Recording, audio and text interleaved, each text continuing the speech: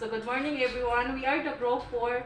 We are here to report about the topic, the culture and the creative crafts of indigenous tribes in the Philippines. So, umingon ta og culture, manig ilahang panginabuhi. Then, agmayon ta creative crafts, manig ilang ipambuhat nga handicrafts. Then, umingon kaning indigenous tribes sa Butabo, Labano, nga nagpuyo pa sa area, mo na sila. Then, mo ni sila actually kanang 110 na sila ka tribes sa Philippines. So, agamang gibuhat, amo lang nagpili rami og 20 ka tribes. So, mo ning Igorot, Eita, Ifugao, Ibaloy, Mangyan, Ibatan, Banamaw, Bontok, Kalinga, Negritos, Iskaya, Magahat, Tagbanua, Dalagan, Tibuli, Badjaw, Bilaan, Lumad, and Tauson. So first, we tackle about the Igorot people or indigenous people rather. It's an old Tagalog word means people from the mountains. Their tribes found in mountain province of Cordillera. Igorot costume was product of weaving. The top is for women and the bahag or G-string for men. They have also god called Jus Adikaela and also many kinds of dance. First, nga ilang dance wanting to heal. Then, ensure positive outcomes during kanang war ni si Jan. Tapos sila dance ngayon na. Then, worship to an ancestors and God. Then mo mag-dance po sila kuno para sa harvest nga. Yung ilahang harvest ka ng abong bunda dyan. Then, sa weather food, kaya ba naman taan yung weather, no? Then, they also make a kaning statue by carving. Mapo na Igorot, mag-carve po kuno sila. So, here's the example of Igorot faces. Then, mo ni ag sa laki, mo ni ag bahag. Then, sa baji, mo ni. So, kaning tattoo day nila na din yung meaning kung unsa ka brave or basta na-listay ka ng meaning nga kanang silang ilang na-achieve sa usa ka kanang war. Then mo ni ilahang bay, mo ni ilahang example sa bay kani mo ni ilahang kanang ani hadlok kay magtanaw na ni ilahang anito. Then ang ilahang kanang creative crafts which is the weaving o kaning weaving. Next, we tackle about the Aita. Aita is pronounced Aita and also called Aita or Agta. Are the indigenous people in island of Luzon. Their ancestors were sub-origins from Australia. They lived in Mount Pinatubo before the volcano eruption in 1991. The Aita are darker skin and generally have blacker kinky curly hair. Aita are hunting and gathering kind of people that do not reside in permanent place, rather, they attempt to keep moving. So, ang Aita kuno, magsiyo nagbalhin-balhin, mo na ilahang habit na. Then, monig naong sa Aita, kini. Ag sa laki, maoning ilahang costume kung naay festival, o tapos ag sa babay. Then, ag ilahang bay, made ra jud sila sa kugon og kanang bamboo. Then, magila jud huntings jud ila, ag ilahang kind of panginabuhi. Then, mo ni ilang gamiton og kanang magdungag. Then, mo ni ilahang kanang crops. Na mo ni ilahang crops, gamiton nila ini kanang hunting sa mga ilang pagkuan sa food. So next is the Ifugao. Ifugao is a group of winterized agricultural Ifugao is a group of So next is the Ifugao. It's a group of winterized agriculturalists occupy the mountainous part of northern Luzon, Philippines. Ifugao call themselves as Ifugao, are inhabitants of the known earth. Other variation of name are Ifugao, and Ifugao, and their language is Tiwali. And they believe on polytheism, mythology, magic, and animism. So, umingon ka og polytheism, mo na daghan og ipaniwalaan no. Then, ang mythology kanang about ra sa kanang mga palibot, then magic. Sa animation food sila, kanang mutuo sila sa mga kanang mga mananap sa palibot. Then, their house is elevated and the ladder is detachable. So, ang ilang ladder ko no, matangtang-tangtang. Nanay purpose siya kay ini kagabi tangtangon nila ang ilang hagdan para way maka pangawat mo na ilahang mo na sa based on my research then knowing is ang ilahang dito way of kanang creative crafts mo ng carving the mountain shapes of the famous Banawi rice terraces and also weavers with sila lagi then ang ilahang lugar ko nung ato abundant sila sa buri bamboo, nito, ratan, and mauna silang tanan. Then, malignaong sa mga ipugaw.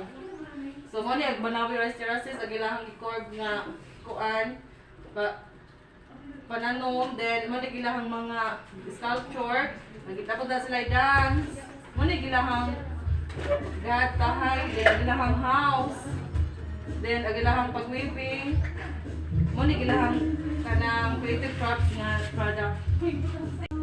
So next is the Ibaloy. Ibaloy is an indigenous group found in Benguet province of northern Philippines and also known as Inibaloy or Nabaloy. Most of them are agriculturists gihapon kay manano man sila. Then they are unique to other tribes because of the mummification.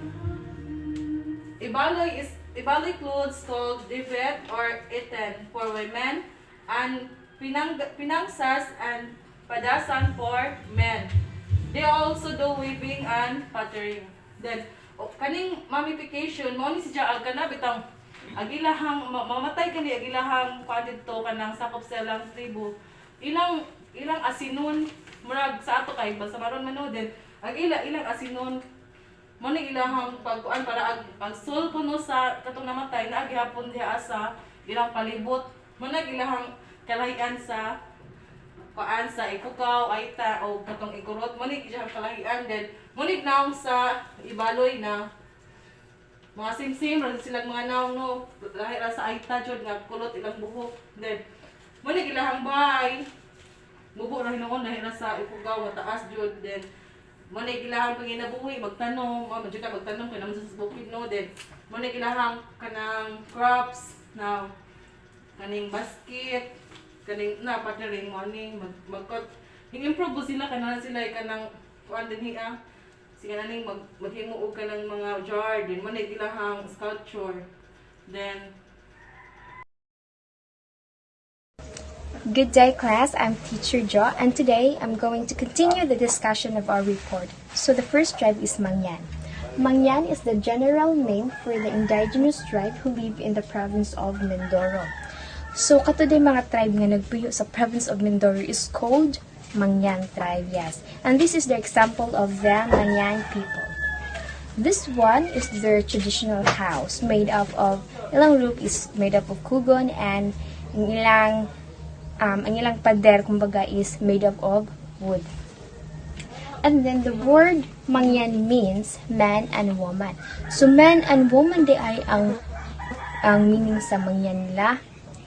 And then this is all the 8 different groups of Mangyan. So the first is the Iraya, the Alangan, the Diawan, Taboyd, Bangon, Buhid, Hanunuo, and Ragatnon.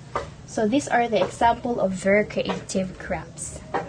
So this first 2 pictures is specifically ni siya nga diri sa Iraya. So kaning duha is mauni ang mga creative crafts sa Iraya. So ginatawag nila nga nito jar and nito plates. So the purpose of the nito jar is dili sila mag-store silang pagkaon.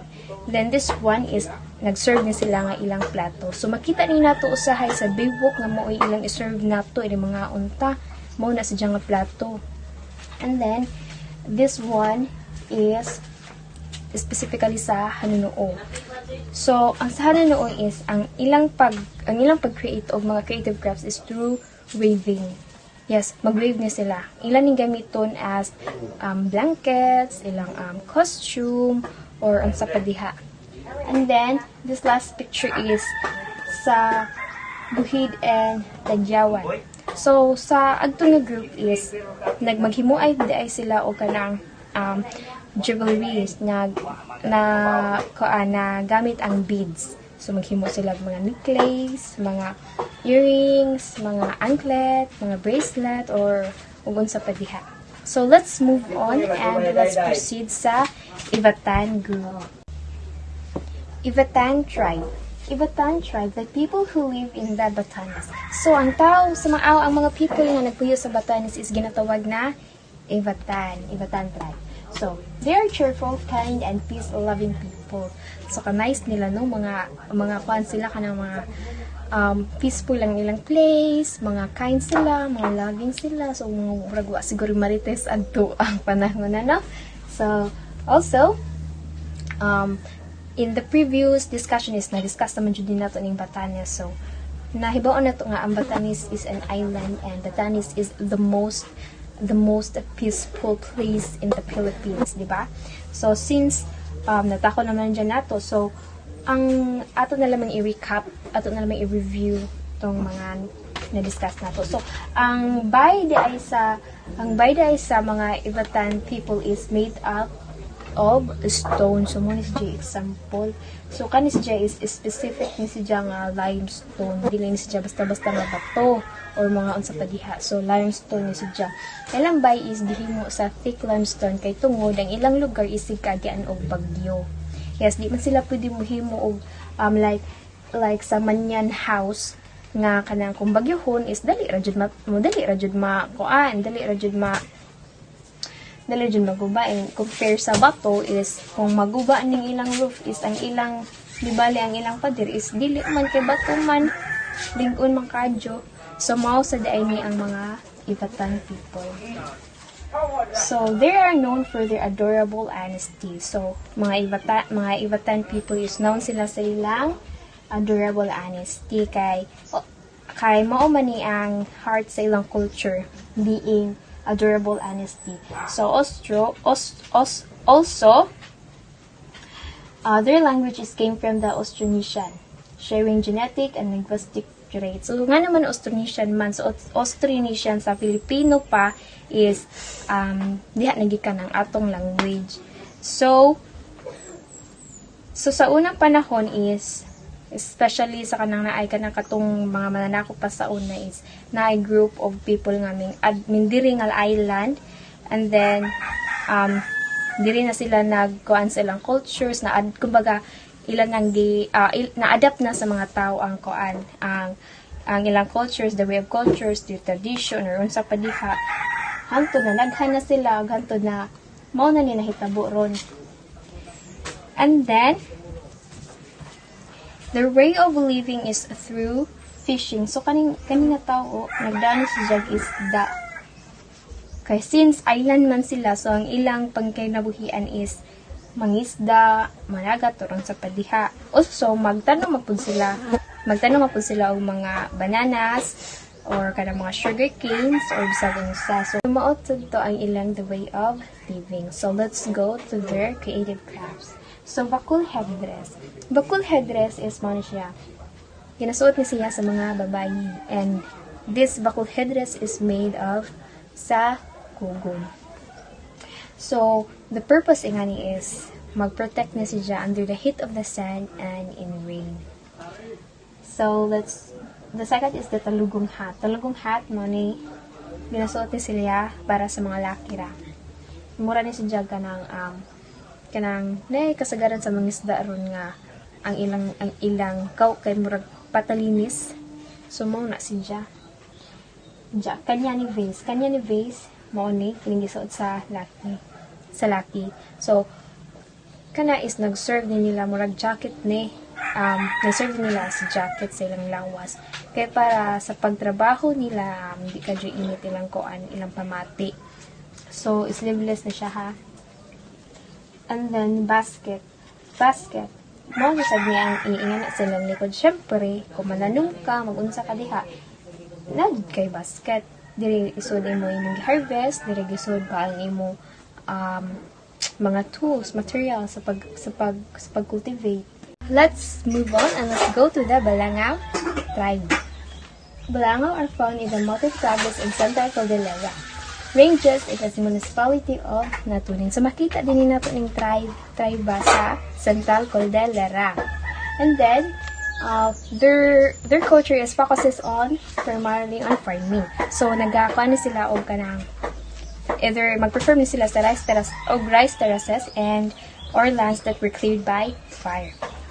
After, the languages of the tribe is also called Balangao. So, Balangao raday ang tawag po sa ilang languages. So, they are known for the head hunting. Why? Because due to their practices and wars, is magkaani sila, mamunggot ni sila o silang kontra sa paliha. Unya, also they are Biblists. Wa sila alamang sa mga Bible. Until Joannes settler came, an American missionary. So nag-serve ni si Jagto for 20 years nga nagtudlo agto ang Bible. So iyang first believer is si Tekla. So nagkadugay ang panahon is nagadaghan po na yung mga believers. So hantod ang mga young generation sa karon na tribe is nakagain nag-education and exposed na sa modernization. So nawa na ning ang ilang kuan nga headhunters.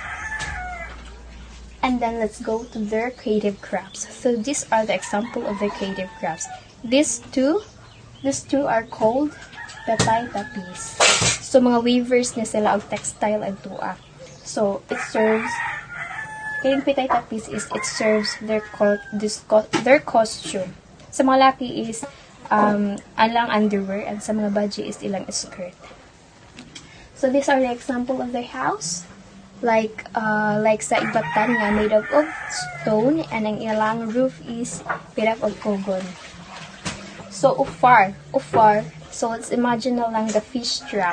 Since nagkuan sila og humay, nagtanom sila og humay. So di ba kay na mga isda diha no.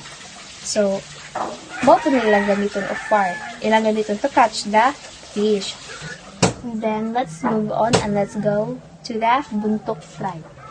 Buntok are found in a mountain province of Central Cordillera. So same raga po na sila makita na sa Central Cordillera. So nagsilingan na rin sila. Kumbaga. Well, siguro kung pinili silang dukhang grupo is mo rin sa una ang magkaaway. Muna sila, puro sila mga headhunters. Yes, also headhunters po ng mga buntok. Same practices and war sa ila. Then also known as buntok. So, buntok is also known as buntok. So, derived from the two morphemes, bon and tok. So, kung ato ni si Jang iuban is what we call mountain. So, agriculture is the main livelihood. So, ang ilang main livelihood is agriculture. So, same gahapon, mga sila og mga magkuha sila rice terraces or mananom niya sila mga different crops. Also, ang ilang tradition, so especially sa mga baji is magherban sila o kanang skeleton sa snake. The purpose ingana is to serve a charm against lightning sa mga baji. And then sa mga laki is makita na nga daghan silang tattoo. Diri daghan kadyo. So ag sa mga laki is kung daghan kang tattoo, mas more nga daghan kuno kang napatay. Daghan kang napatay nga mga daghan ka napunggutan og ana siya. And then sa mga baji na pay tattoo, kasagaran diri ra ni sa bukton. Purpose ingani is to enhance ra sa ilang beauty. Compare sa laki is kung daghan kang tattoo, mas daghan kang na punggutan o daghan kang napatay, daghan kang achievements, mga na. So, dilita, Finalig, native languages. So, Finalig is, kumbaga, moni sa ato pa, atong mother tongue. Fagwi, house where old men gather. So, Fagwi, kasagaran sa mga tiguwang na agtua, kung mag-meeting, mudiri sila sa Fagpe. Usani ka, kumbaga, payag, nga diha na dyan sila mag-meeting sa mga katiguwangan ng mga laki. So, Pabajuman is dormitory for young men. Ulag, dormitory for young girls. So sa ilang panahon maong naa ni sila yung mga dormitory sa mga batalon nga laki ug sa mga batalon nga badge kay murag sa Amerika mutungtong na kag 18 is muhawa na ka sa imong family mo separate na ka so maon ni ang ila lamang is sayo kayo muidad ag laki og 3 years old mo transfer na diri asapa sa ilang dormitory as well as sa girls sad mo kuan kag 3 years old mo edad na kag 3 years old is diri na ka sa ulang magpuyo so kining duha ka dormitory is napud ni syempre kuan nila nagbantay so sa mga laki is laki sa nagbantay sa mga baji is baji sa nagbantay so mo ni ang ilang mga creative crafts so suklang hat is mao ni so suklang hat mo ni murag diri ra ni kutob gamay murag ilang iingana so na example ni sa unang nag-report sa nag-previous report na kanang suklang is ginasuot ni sa mga laki lamang nag-serve ni siya sa pagkamatuod nga kung asawahan na ba ka o single ka or nga na. So, more on, kung single ka is plain lang, like this. Plain lang, wala ni daghang mga design. Kung single ka is daghang design jud. So, maintain jud nimo kung single ba mo sa kalaki o minyo. Negrito refers to several diverse groups who inhabit isolated parts of Southeast Asia and the Andaman Islands. So, Negrito, nag-refer siya sa mga pila ka-diverse nga ethnic groups nga nagpuyo sa isolated or kanang nabuwag nga parte sa Southeast Asia and Andaman Islands. So, there are different population of Negritos. The Great Andamis, simang tumandok o panay, ang mamanwa o Mindanao Island. So, Great Andamis, nasa dyan mga parte nga idyang na-occupy, mga Onji, Jarawa, Sentinelist. Agsimang, nasa dyan sa Batik, Peninsular, Malaysia, Agmanik, nasa Southern Thailand, and Eta, nasa Luzon Island or Ati. So, sa ilang culture, lived as hunter-gatherers and use agriculture or plant harvesting. So, sa culture nila, nagkuan sila ang ilang panginabuhian kay kanang mga pangangaso, yan na ba? Used agriculture, plant harvesting. So, mga tanom-tanom. And next is Iskaya, an indigenous tribe found in the hinterlands of the towns of Duero, Gindulman, Pilar, and Sierra Bulyones, or in the southeast interior. So, places where you can find Iskaya people is in Bohol, Philippines. So, Boholano is the native language of Bohol, and language of Iskayan is Kayan. Magahat refers to the shifting cultivators in the mountainous areas of southeastern Negros, known as Atiman and Bukidnon. So, ang Magahat kuno nag-refer siya sa mga shifting cultivators. So, places where Magahat people can be found is in southwestern Negros, Santa Catalina, Bayawan, Siaton in Negros Oriental and Negros Occidental. The other language is Hiligaynon and Cebuanon. So, sa Negrito di ay, mauday ni sila. Unja, mo ni ang ilang crafts or creative crafts. Unja, kinipod. And for the Iskaya, kini mo ni ang ilang alphabet.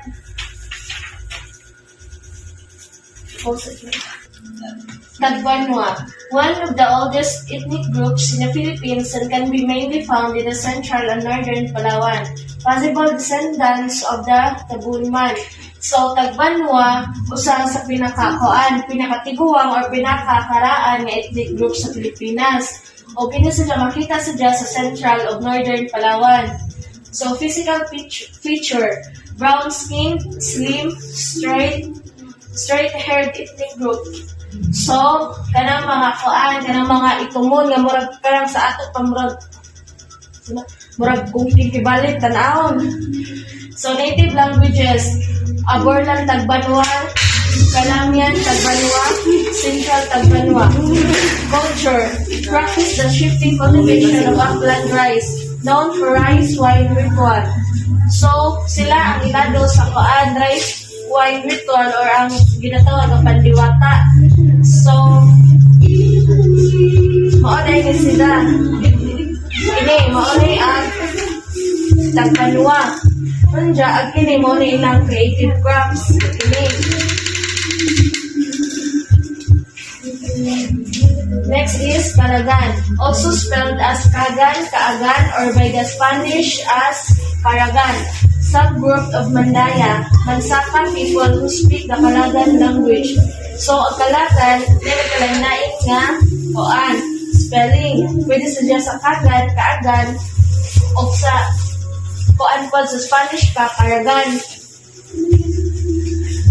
3 subgroups of Kalagan, Taga-Kaolo, Kagan, Kalao.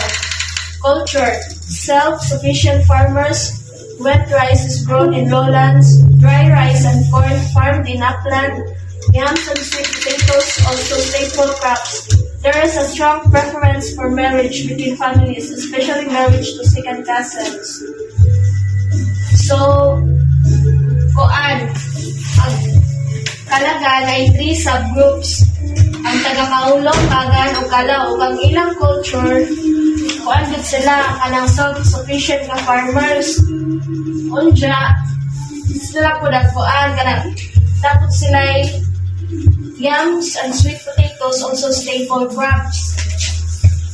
Maulin sila Kalagan. Jamo po ni ang ilang kuan kanang creative crops kani o kadto. Tausog, also spelled Tausog or Tausog, also called Huluano, Solo or Solok. One of the largest of the Muslims, sometimes called Moro ethnic groups of the southwestern Philippines. They live primarily in the Sulu archipelago. Furthermore, in Tausog, land is traditionally owned by the Dan and controlled by the local leaders, known as Datos. So, ang sa ilaha daing kuan dito sa kanang ito sa Tausog nga land is dili sila ang mo'y tag-iya kundi ang ilang pinakahay nga kuan leaders which is ang Datos. Kibali mo to ang kanang na tag-iya sa ilang gipuy-an o gitukuran nilang balay dito. And the customs of marriage and the family followed Muslim tradition. So, ang ilaha daing kanang mga customs sa pang-marriage nila or pangkasal is kanang nagsunod sila sa nina sa pang-Muslim bitaw nga pangkasal which is kanang kita na maghijab sila o pangkasal hijab nga dress niya mo to. Sa ilang tradition, most of the Tausug build their stairways facing the rising sun. They also believe that fortune will come early in the morning if one stairway faces the east.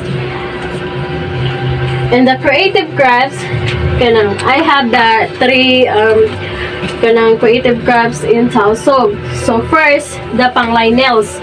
The costume used in the dance style usually includes the huluwano and jangay. So sa panglay nails gani nila kana bitong more ang iyang gigamit usually gamito na sila pang dance bitaw sa ilahang cultural dance. So mura siya talinis nga kuan kanang murag aluminum nga plastic nga like silver na bisag unsa nga color tas talinis na siya mo to inig kuan sayaw nila ana-ana o magana-ana sila. So mo na gitawag og panglay nails. Second one is bilaan.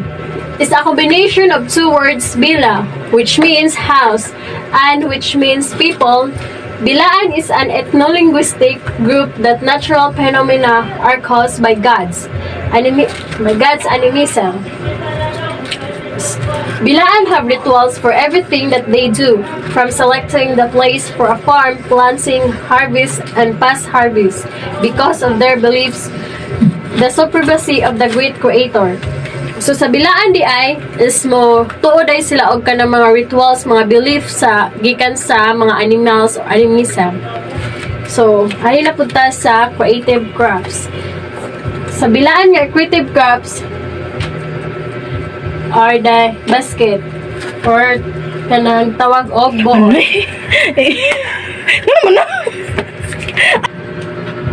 Sige din ako. So, are na punta sa creative crafts. So, here's the example of the creative crafts of the bilaan. So, first, the basket or what's called buon in bilaan. Used when harvesting corn, rice, kamote, vegetables, and etc. is made of neto or bamboo or abaca. So, here's the example of the bilaan basket. So, diri nila ka ng ipang sudang ilang magipang harvest na vegetables and fruits. And the second one is necklace kamagi in bilaan. So, necklace kamagi made by the bilaans of tiny bells, small coins, animal tooth, gun shell, colorful stone, metal, and other precious item. So, kini di ay mauni ang ilang itawag sa bilaan og necklace kamagi. So, necklace kamagi made of the made of the small coins, mga centavos, also made of the animal tooth and the other sa paggama og necklace or the other accessories is bagobo. Are group of people that live in Davao. According to anthropologists, the name of the ethno-linguistic group comes from the words bago or new or bago in Bisaya. Bo or bo, growth, or ang ilang gikuan nga to bo is growth. The tradition of the bagobo.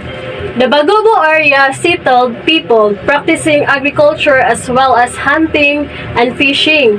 Their chief crop is rice, which they grow in the clearings on the mountainsides. Since this grain is their staple food, the whole routine of its cultivation is most closely bound up with their religious beliefs and practices. So sa ilaha de ay sa kanang Bagobo, which in the Davao, kuan abundan pud sila kuan or ang ilahang kanang tradition ngadto ilang livelihood, which is fishing og panghunting og mga animals in the mountain. And mao to in creative crafts nakoy duha ka example sa creative crafts sa Bagobo. Bagobo betel boxes. The boxes are further decorated with a brass and copper artifacts. So, here's the example of the Bagobo betel boxes made sa mga metal. So, paggama og boxes, process niya is made tanan sa metal. So, the second one is the Bagobo war shell or kalasag. Made of wood, brass, and rattan, has 38 inches tall by 16 inches wide. So, here's the example of the Bagobo war shell or kalasag. So, sa unang panahon is gamit kayo ni siya sa digmaan ni Magellan ug ni Lapu-Lapu. Gamit ni sila og kanang kalasag. So, ang iyang kalapdon 38 inches of iyang katason 16 inches wide. And the fourth one is the Bajau, means man of the seas. This tribal group is also known as the sea gyps because they move with the wind and the tide on their small houseboat called bintas. So familiar naman ta anino sa kanang about sa Bajau kay in our municipality here in Bato, which is one of the namuyo diri sa Bato is the Bajau. So makita nato nila no ang ilahang balay is naadapit sa dagat, more on ng ilang balay na adyo nakatukod sa dagat. So mo nang giingon og bintas or nasa ilahang sila pud puyo day pud sila og kanang boat mo nang di man sila kanang nagpuyo tinuod jud nga puyo diri kay naman sila sa Mindanao nga kuan. So sa akong pagkahibaw, which is nagpambot na siguro sila pa nung diri. And the tradition, Bajau tradition of marriages is pre-arranged by the parents for their sons and daughters on a on early age. So sa ilaha di ay tradition, which is bata pagani ka o pagani ka ning abot og 18, pwede na ka ikasal sa imuhang kabadyaw rapud nga kanang kalahi. Naiuban nga kanang ipugo sa ginikanan niya, murag ang girl is paliton sa laki para mapakasal or magminyo na sila. Mo nang ilahang tradition. So, the creative crafts in Bajau. So, the Bajau samal mats are made of the strands woven together from the pandanus plant. Usa din ang Bajau mats. Ang Bajau mats gani is banig, which is kanang mo jud ang ilahang pang-tradition og kanang aside sa kanang kuan paghimo og kanang Bajau mats, also their tradition pod kanang mag hunting to silang mga fish. And the second creative crafts, bracelet pipe, is the most popular ornament of Bajau culture made by seashells. So here's the example of the creative crafts of the Bajau bracelet pipe.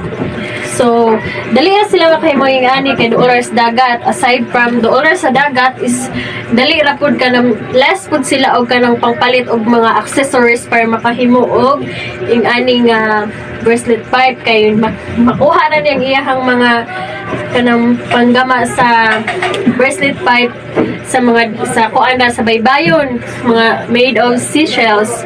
So, mana ilang panginabuhian. And lastly, Maranao, mean people of the lake, referring to people who occupy the land surrounding the lake Lanao.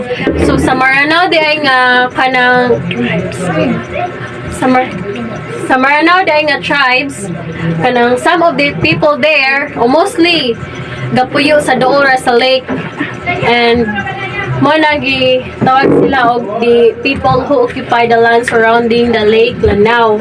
Idool ra pud sila sa Lanao, or mostly daghan yung mga Lanao dito.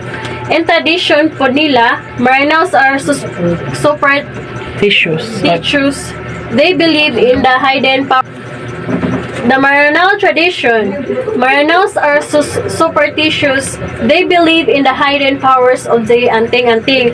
So sa Maranao di ay kanamutuo day pud sila sa kanang belief sa anting-anting, which is the kanang and lastly, Maranao mean people of the lake, referring to people who occupy the land surrounding the lake Lanao. So kanang mga tao dahil dito sa kanang Maranao, which is they live sa doon sa kanang mga lake or sa Lanao kay. And the tradition, Maranaos are superstitious. They believe in the hidden powers of the anting-anting. So in Maranao sad, mga tao sa Maranao is mutuo pud sila mga belief sa anting-anting.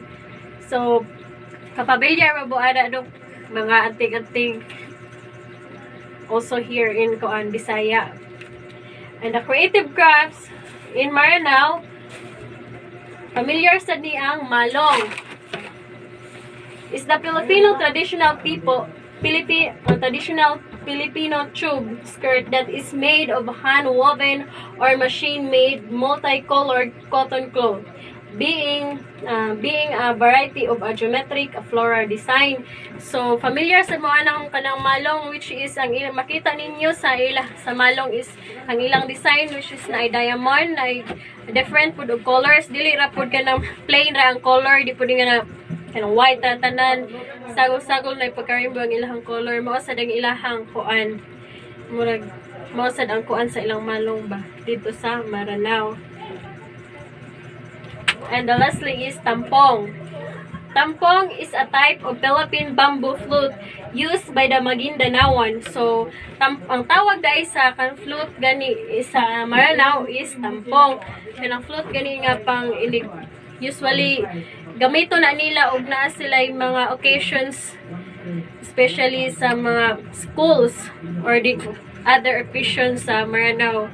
Kanang magna sila kanang dance ngadto. Ang ilahang instrument nga gamiton, usa sa instrument nila gamiton is the flute or tampong sa Maranao. So here's the example of the tampong or flute in Maranao. So mauni siya ang gamito nila every time nga naa sila music or dance nga activities sa Maranao culture.